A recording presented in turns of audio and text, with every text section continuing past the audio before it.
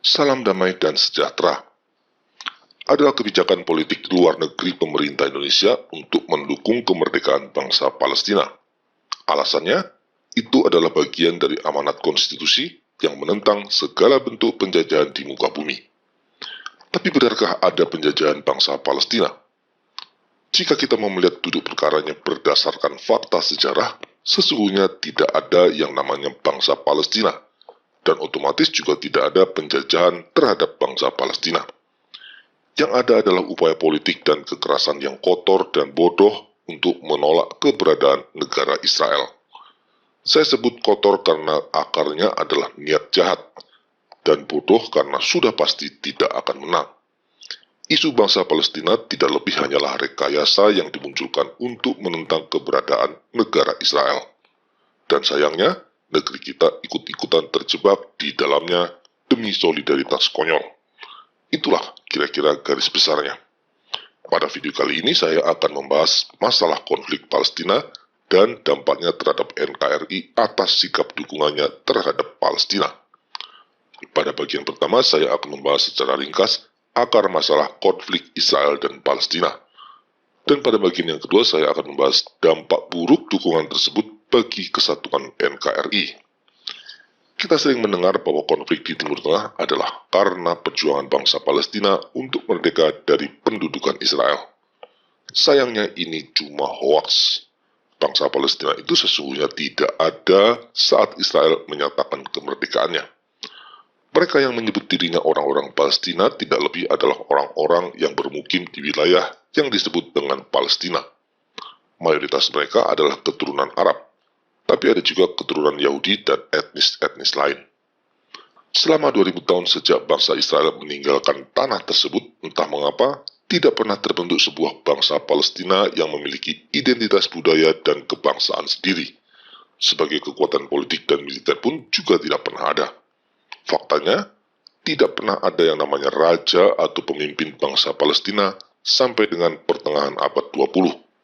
Bahkan sampai hari ini, tidak ada yang namanya bahasa Palestina. Tepat apa yang dikatakan oleh Golda Meir, Perdana Menteri Israel. Tidak ada yang namanya bangsa Palestina. Bukannya kita datang lalu mencampakkan mereka keluar dan merebut negara mereka. Mereka tidak ada. Hal yang sama diungkapkan juga oleh Hafez al-Assad, Presiden Syria, dalam pesannya kepada Yasir Arafat. Jangan melupakan satu hal ini. Tidak ada yang namanya bangsa Palestina. Palestina adalah bagian tak terpisahkan dari Syria.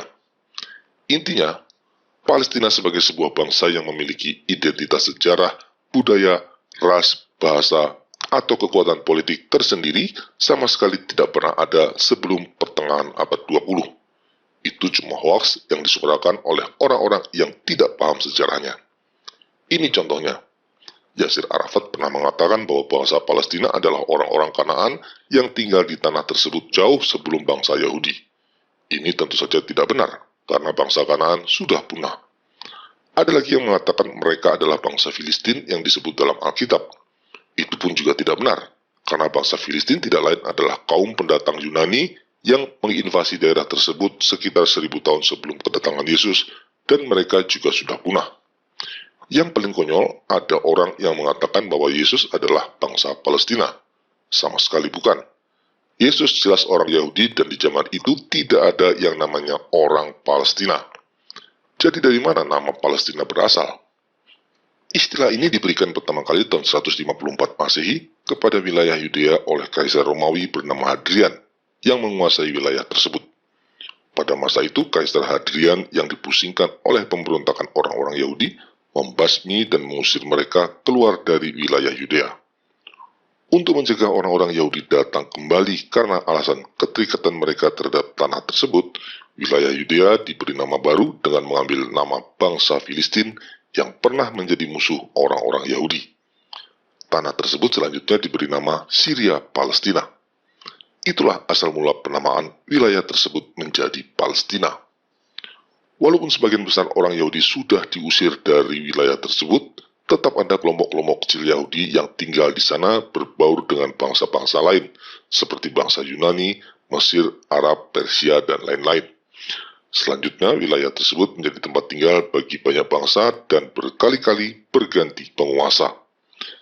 Tapi tidak ada satupun yang pernah mengklaim wilayah tersebut sebagai tanah air mereka.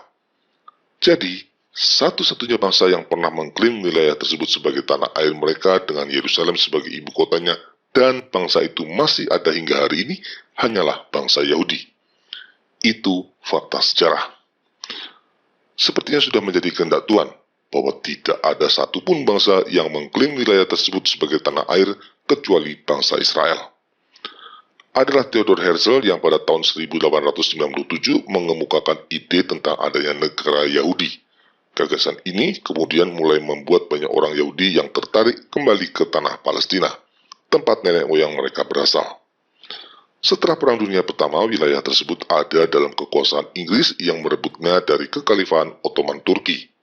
Sementara itu, imigran Yahudi mulai bertambah banyak datang ke wilayah Palestina. Kedatangan imigran Yahudi ini tentu menimbulkan pergesekan sosial dengan orang Arab yang menjadi mayoritas pada waktu itu.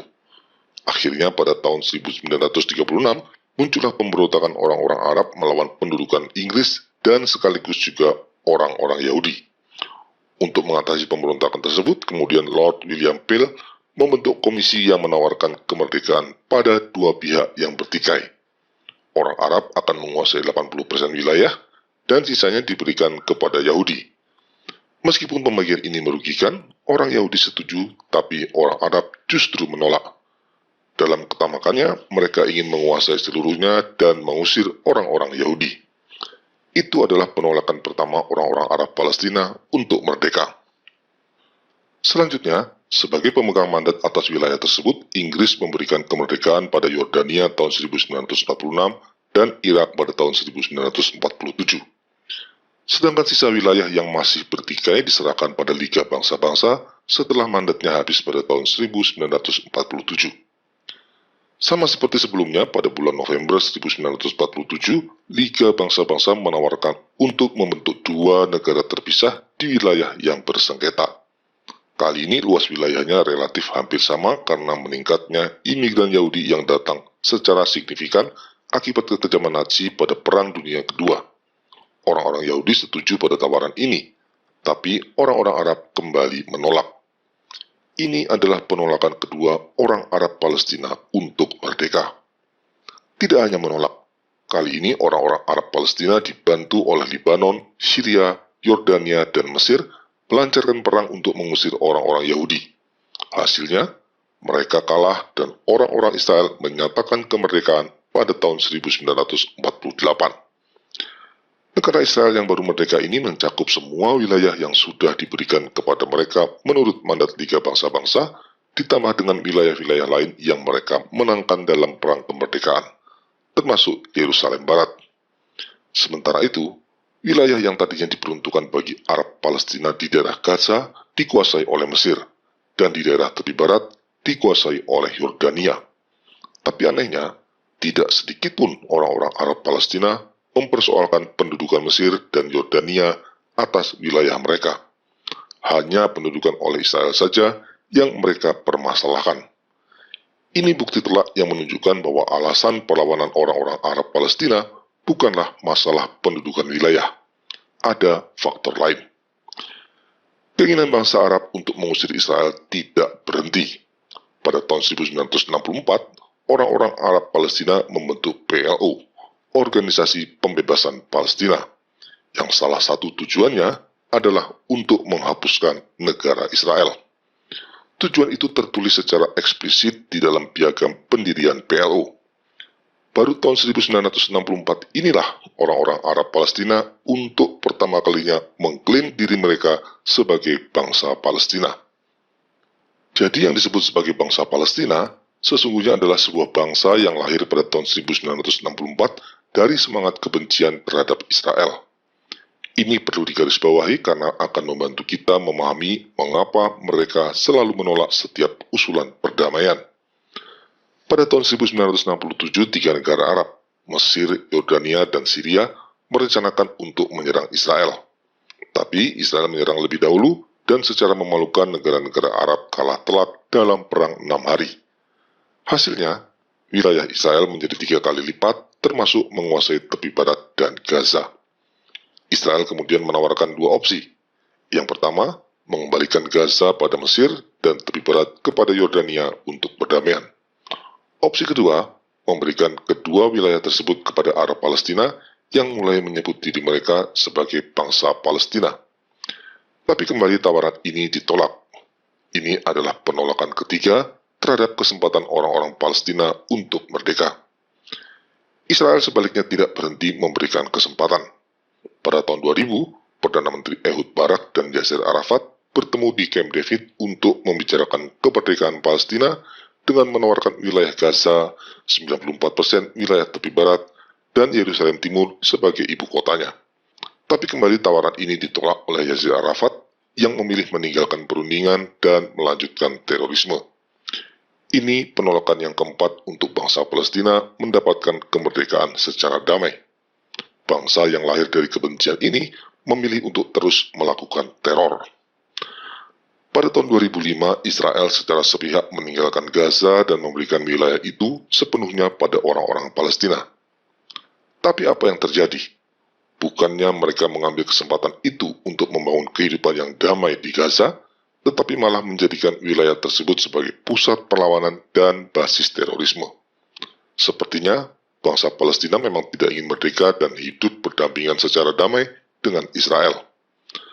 Pada tahun 2008, kembali Israel menawarkan kemerdekaan Palestina.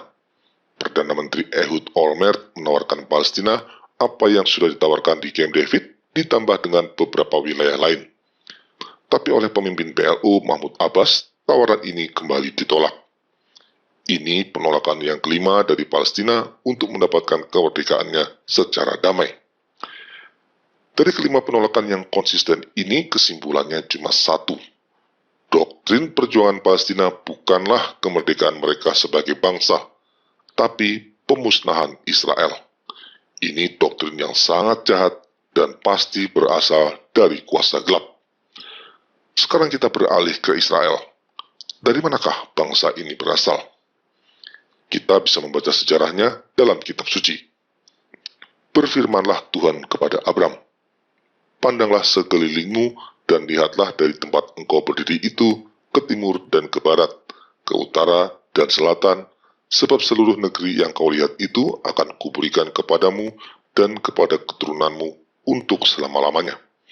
Kitab Kejadian bab 12 ayat 14-15. Jadi tanah yang dimiliki bangsa Israel sesungguhnya adalah tanah yang dijanjikan Tuhan kepada Abram atau Abraham dan keturunannya untuk selama-lamanya. Sementara itu Israel adalah nama lain dari Yakub, cucu Abraham. Dia memiliki 12 orang anak laki-laki yang nama-namanya kelak menjadi nama dari suku-suku Israel. Dari keturunan Yakub inilah bangsa Israel berasal.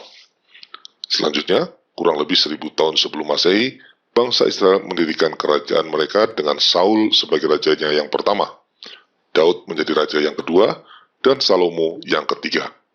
Ibu kota kerajaan Israel tidak lain adalah Yerusalem yang dikenal juga dengan nama kota Daud. Setelah Salomo, kerajaan Israel akhirnya terbagi-bagi.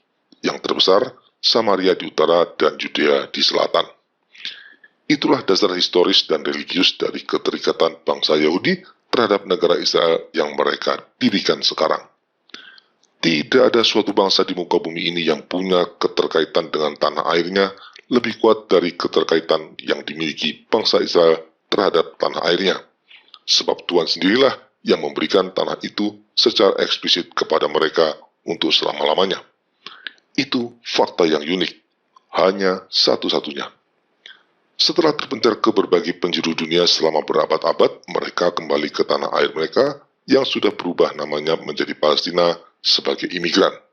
Selanjutnya, tahun 1948, mereka menyatakan diri sebagai bangsa yang merdeka di tanah air yang sudah dijanjikan Tuhan kepada mereka. Dan kemerdekaan ini diakui sah di mata hukum internasional. Bahwa negara-negara Arab tidak mau mengakuinya itu soal lain.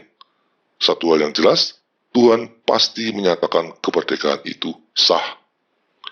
Demikian juga ketika mereka sebagai negara yang berdaulat dan wajib membela diri dari serangan bangsa lain, dapat merebut kembali seluruh wilayah Yerusalem dan wilayah-wilayah lain yang membuat luas negara mereka bertambah menjadi 3 kali lipat.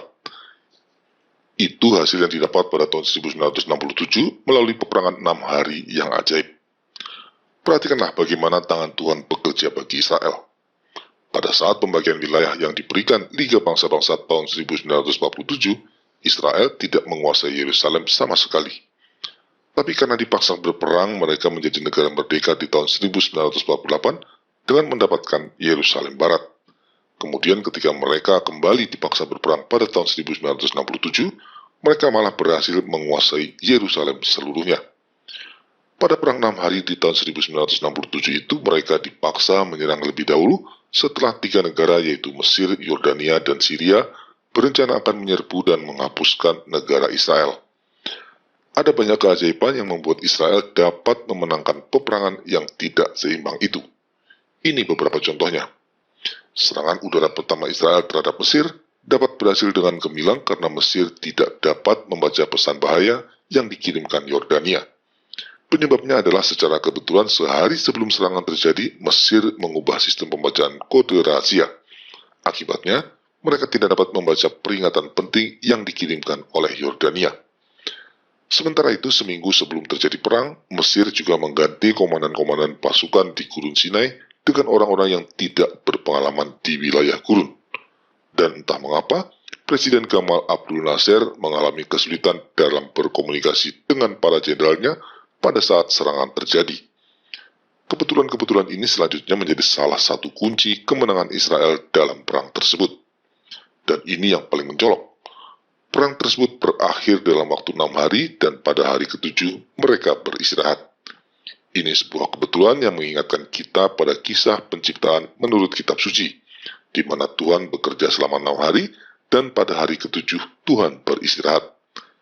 Keterkaitan ini seperti menunjukkan kepada semua orang bahwa Tuhanlah yang sedang bekerja menolong Israel dalam peperangan tersebut.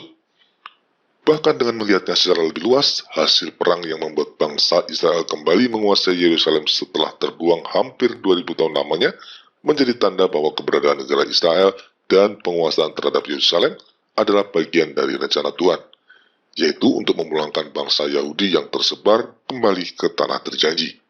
Sama seperti saat Tuhan mengembalikan mereka dari Mesir dan juga dari Babel di masa lalu. Soal bangsa Arab yang sudah dipermalukan habis-habisan dalam perang tahun 1967 tersebut, lalu merengek-rengek meminta bantuan banyak negara melalui PBB untuk tidak mengakui kemenangan Israel, itu soal lain. Satu hal yang pasti, Tuhan sendiri yang memberikan kemenangan itu. Tapi kemudian akan muncul pertanyaan, mengapa kembalinya bangsa Israel ke Yerusalem begitu penting, sehingga Tuhan sampai campur tangan begitu dalam untuk menolong mereka tetap eksis sampai dengan detik ini? Mari kita gali hal itu lebih jauh lagi. Seperti yang sudah disebutkan tadi, kepada Abraham Tuhan menjanjikan tanah Kanaan sebagai milik keturunan Abraham, yaitu bangsa Israel untuk selamanya. Namun dalam kitab suci juga disebutkan 2 kali bangsa Israel keluar dari tanah terjanji dan 2 kali pula Tuhan mengembalikan mereka. Yang pertama adalah karena bencana kelaparan yang memaksa semua keturunan Yakub mengungsi ke Mesir dan menetap di sana. Awalnya mereka diterima dengan baik, tapi kemudian mereka dijajah oleh bangsa Mesir. 400 tahun kemudian, dengan dipimpin Musa, Tuhan mengeluarkan mereka dari penjajahan di Mesir dan berkelana di padang gurun. Tapi akhirnya dengan dipimpin oleh Yosua, bangsa Israel kembali berhasil masuk ke tanah terjanji. Yang kedua, karena ketidaksetiaan bangsa Israel, kira-kira 600 tahun sebelum Masehi, bangsa Israel ditaklukkan oleh bangsa Babel dan mereka dibuang ke negeri Babel selama kurang lebih 50 tahun lamanya. Tapi Raja Koresi atau Sirius dari Persia menaklukkan bangsa Babel dan dia digunakan Tuhan untuk mengembalikan bangsa Israel ke tanah terjanji. Selanjutnya pada tahun 70 Masehi, Bait Allah di Yerusalem dihancurkan bangsa Romawi dan Kaisar Hadrian pada tahun 154 Masehi mengusir orang-orang Yahudi dari tanah Yudea yang kemudian diganti namanya menjadi Syria Palestina. Terusirnya mereka dari tanah terjanji selama hampir 2 milenium lamanya dapat diinterpretasikan sebagai hukuman Tuhan akibat penolakan mereka terhadap Yesus. Selama masa pengasihan itu, dimanapun mereka tinggal, mereka terus dimusuhi dan dibenci oleh orang-orang di sekitarnya. Itu semua adalah bagian dari hukuman Tuhan yang harus mereka jalani. Biarlah darahnya ditanggungkan atas kami dan atas anak-anak kami. Demikianlah teriak mereka saat meminta Yesus untuk disalibkan. Tapi sebesar apapun kesalahan mereka, hukuman tersebut tidak dimaksudkan Tuhan untuk selamanya. Sebagaimana melalui tangan Koresi yang tidak mengenal Tuhan, bangsa Israel dikembalikan dari Babel, demikian juga melalui tangan kaum sekuler yang tidak peduli pada Tuhan, bangsa Israel dikembalikan ke tanah terjanji di abad ke-20. Mengenai kembalinya bangsa Yahudi setelah terusir selama hampir 2000 tahun lamanya, sebenarnya sudah dinubuatkan, baik dalam kitab Perjanjian Lama atau tepatnya pada kitab Deuterokanonika maupun pada kitab Perjanjian Baru. Sebelum bangsa Babel menghancurkan Yerusalem, Nabi Yeremia menyembunyikan tabut perjanjian dan tabernakel atau kemah suci di dalam sebuah gua yang tidak akan ditemukan sampai umat Tuhan kembali ke tanah airnya lagi. Ini katanya, tempat itu harus tetap rahasia sampai Allah mengumpulkan kembali umat serta mengasihaninya lagi. Kelak semuanya akan ditunjukkan oleh Tuhan dan kemuliaan Tuhan serta awan akan tampak lagi, sebagaimana dahulu dinyatakan kepada Musa dan sebagaimana Salomo pun telah berdoa juga, supaya tempat itu disucikan secara istimewa. Kitab 2 Makabe, bab 2 ayat 7-8. Memang setelah pembuangan dari Babel, bangsa Israel sudah kembali lagi ke tanahnya. Namun tabut perjanjian dan tabernakel tidak ditemukan. Dari sini kita bisa simpulkan bahwa kembalinya bangsa Israel dari Babel bukanlah yang dimaksud oleh Nabi Yeremia dalam nubuatnya. Akan ada masa lagi di mana bangsa Israel terusir lagi dan kembali ke tanahnya. Dan itu terbukti. Setelah menyangkal Yesus, bangsa Yahudi kembali terusir dari tanahnya dan mengembara di berbagai tempat sebagai bangsa yang tidak bertanah air. Sekarang setelah hampir 2 milenium lamanya bangsa Israel terusir dari tanah airnya, sejak tahun 1948 mereka kembali memiliki negara yang merdeka, tepat di tanah yang sudah dijanjikan Tuhan kepada Abraham. Jika kita melihat penyertaan tangan Tuhan yang begitu kuat dalam proses kembalinya mereka ke tanah terjanji hingga saat ini, cukup beralasan jika kita mengatakan ini adalah bagian dari rencana Tuhan dan sudah dinubuatkan oleh Nabi Yeremia. Ini diperkuat juga dengan nubuat Rasul Paulus. Sebab jika kamu telah dipotong sebagai cabang dari pohon zaitun liar, dan bertentangan dengan keadaanmu itu kamu telah dicangkokkan pada pohon zaitun sejati, terlebih lagi mereka ini, yang menurut asal mereka akan dicangkokkan pada pohon zaitun mereka sendiri. Sebab, saudara-saudara, supaya kamu jangan menganggap dirimu pandai, aku mau agar kamu mengetahui rahasia ini. Sebagian dari Israel telah menjadi tegar sampai jumlah yang penuh dari bangsa-bangsa lain telah masuk. Dengan jalan demikian, seluruh Israel akan diselamatkan. Seperti ada tertulis, dari Sion akan datang penebus. Ia akan menyingkirkan segala kefasikan daripada Yakub. Dan inilah perjanjianku dengan mereka, apabila aku menghapuskan dosa mereka. Surat Roma bab 11 ayat 24-27. Nubuat Rasul Paulus ini mengisyaratkan bahwa pada akhirnya bangsa Yahudi akan diselamatkan dengan menerima Yesus Kristus sebagai Tuhan dan Mesias. Mereka akan kembali menjadi umat pilihannya. Jika dikaitkan dengan nubuat Nabi Yeremia, maka sudah menjadi rencana Tuhan bahwa bangsa Israel akan berkumpul kembali di tanah airnya, yaitu tanah yang sudah dijanjikan Tuhan kepada Abraham, agar mereka dapat menerima Yesus sebagai Tuhan dan Mesias di tempat di mana mereka pernah menolaknya 2 milenium yang lalu. Dengan demikian, berdirinya negara Israel adalah bagian dari rencana Tuhan yang akan mempertobatkan dan memulihkan kembali status bangsa Israel sebagai bangsa pilihan Tuhan. Dalam teologi Kristen, setelah kedatangan Yesus dan penolakan mereka, status bangsa pilihan itu beralih dari bangsa Yahudi kepada orang-orang Kristen yang disebut sebagai bangsa Yahudi yang rohani. Tapi sekarang kita akan melihat sebuah rencana Tuhan yang luar biasa dan menggetarkan umat beriman. Sebagaimana Yesus dibangkitkan bukan hanya dalam roh, tapi juga dengan tubuhnya, Demikian juga dengan mempelainya, yaitu gereja, kelak tidak hanya terdiri dari bangsa Yahudi yang rohani atau orang-orang Kristen saja, tapi juga bangsa Yahudi menurut daging dan menurut keturunan. Itu akan diwujudkan ketika bangsa Yahudi kembali ke tanah airnya dan mengaku Yesus sebagai Tuhan dan Mesias. Jadi amat terang benderang bahwa kembalinya bangsa Yahudi ke tanah air mereka setelah terbuang hampir 2 milenium lamanya, berdirinya Israel sebagai negara merdeka, kembalinya Yerusalem ke tangan Israel, dan berbagi kemenangan mereka atas musuh-musuhnya adalah bagian dari rencana Tuhan untuk memulihkan status mereka sebagai bangsa pilihannya. Karena itu adalah rencana Tuhan, maka otomatis semua yang menghalang-halangi bangsa Israel berkumpul kembali di tanah terjanji dan berusaha mengusir mereka, berada dalam posisi melawan kehendak Tuhan. Mereka ada dalam posisi yang sama seperti Firaun yang menolak dan menghalang-halangi Musa untuk membawa bangsa Israel keluar dari tanah Mesir. Kegigihan bangsa Arab dan Palestina untuk menolak keberadaan Israel di tanah terjanji sama persis dengan kegigihan Firaun menolak bangsa Israel pergi ke tanah terjanji. Dari kitab suci kita tahu persis apa yang terjadi pada Firaun dan bangsa Mesir. Tuhan menghukum mereka dengan keras.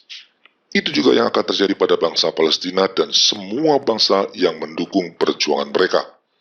Semoga kita segera sadar bahaya ini dan meminta pemerintah untuk berhenti mendukung perjuangan bangsa Palestina selama perjuangan tersebut ditujukan untuk menolak keberadaan Israel. Ini harus kita lakukan agar bangsa kita tidak ikut ditimpa hukuman Tuhan. Sikap yang benar dalam mendukung perjuangan Palestina adalah mendorong mereka untuk berdamai dan mengakui eksistensi Israel. Dengan cara demikian, dukungan kita pada Palestina tetap berada dalam koridor rencana Tuhan. Terima kasih.